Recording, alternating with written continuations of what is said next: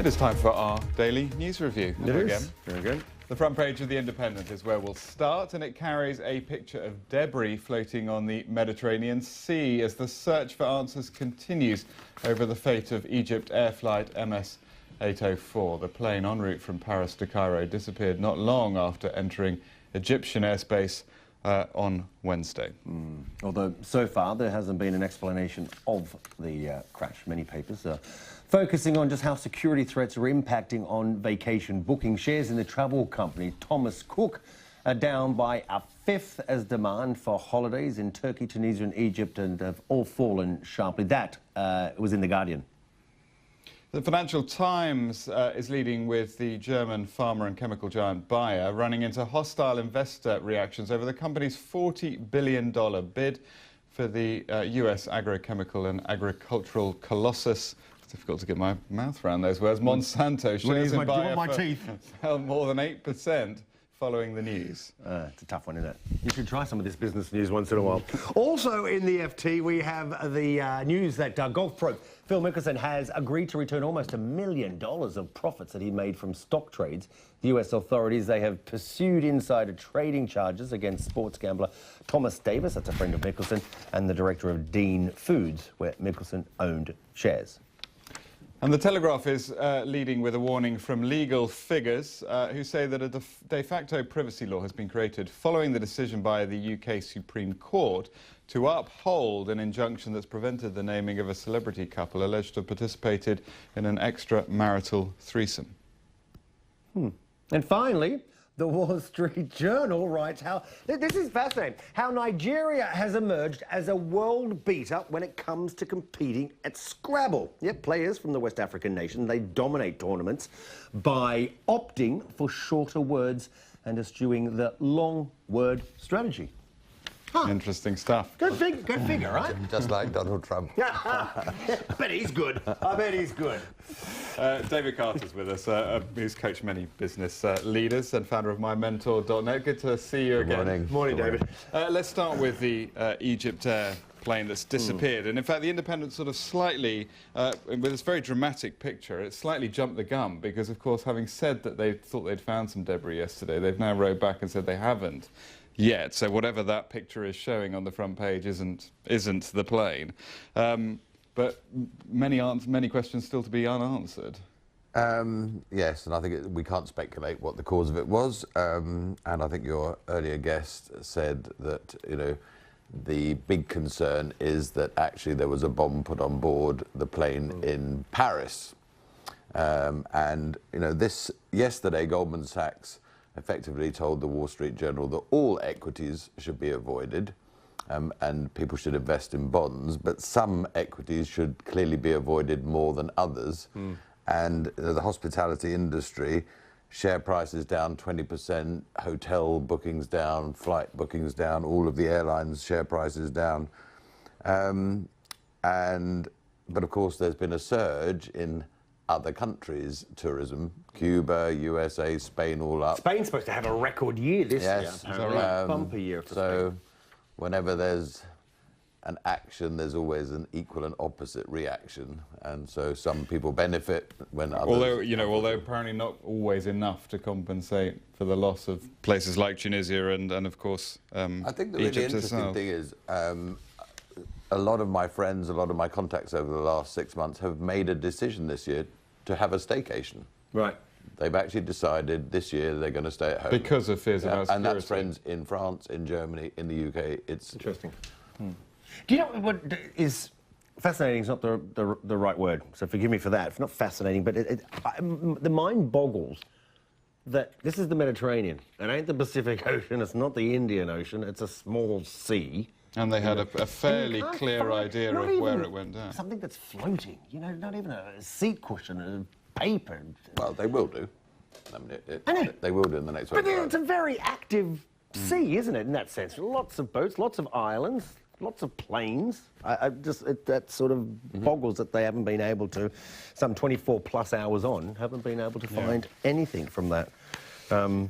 Anyway, so we move on. Let's move on to Should we talk? Bayer and Monsanto. David, let's talk about this Bayer and the German giant Monsanto.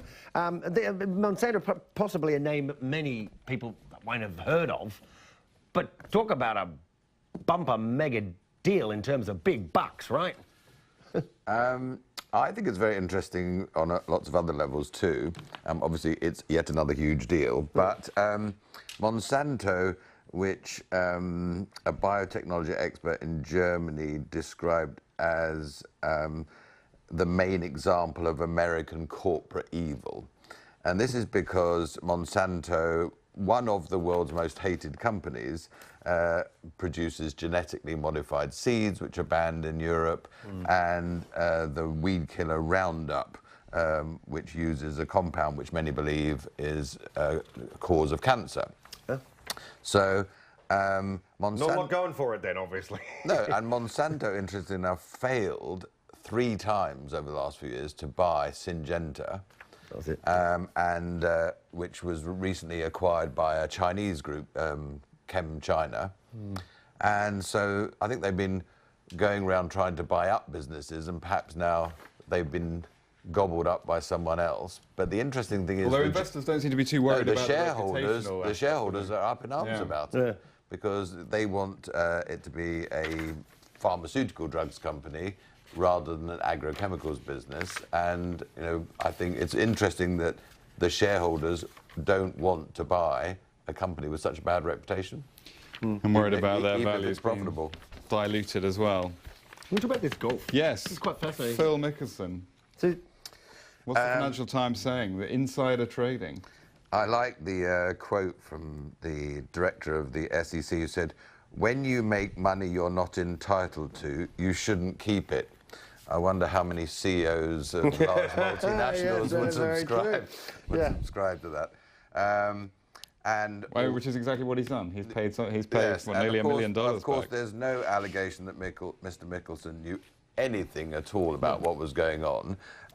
But it's interesting, you know, as a result of that, his sponsors have agreed to stick with him. But he was basically doing this, apparently, to repay a gambling debt. Right.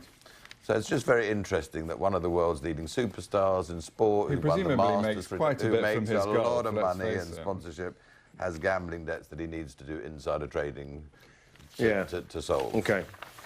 Quickly on, we've got a couple of minutes left. I want to get to Scrabble. Let's just do this. The judges talk about this UK privacy law, which this whole menage a trois with some celebs, right? Allegedly. Thank you for throwing that in, David. Allegedly, if you hear me out there. Is this a good thing? I mean, the judges are standing up for privacy, and yet it's everywhere else. They accept the fact that it's going to be reported everywhere else. I actually think, I'm going to be contrarian here, I actually think the judges made the absolute right call, because they're not protecting privacy, they're actually protecting the law. And actually, at the moment, there's, of course, a right to privacy, but there's also a right to freedom of expression. And today, the way the law is constructed means that they gave absolutely the right decision. Now, that doesn't mean the law can't be changed. And actually, if people want this kind of thing to be in the news and all these super injunctions to be thrown out, we need to change the law. So I actually think the judges did the right thing and said, today, here's what the law says, so we're supporting... But is that law misguided, or at least, or is it irrelevant, given the fact that information can be found very easily from abroad, where the law only applies in England and Wales? I love this quote. As to the portrayal of the law as an ass, if that is the price of applying the law, it's one that must be paid. And at the end of the day, I think it's great that judges uphold the law. If we want the law changed, that's fine. But otherwise, we're going to have backdoor ways to have legislation put through which don't protect some people but protect others. We're nearly out of time, so we're going to have to use shorter words. We're going to need to 30 seconds. Scrabble, short words, Nigerians, they're winning. And the championship was in Australia. What else we've got to say? Well, I think it's interesting, isn't it? To me, it's a new tactic. It's Donald Trump's tactic. The papers at the weekend explained how everything he does is short words, short sentences, repetitive, and it's clearly the winning strategy for Scrabble. And Nigerians are the masters, it seems. Anyway. Very good. Very good. Good on you, David. Let's cut it short right there. Thanks so much. Have a great weekend, David. Thank you, mate. That's it from us. Bye-bye. Bye.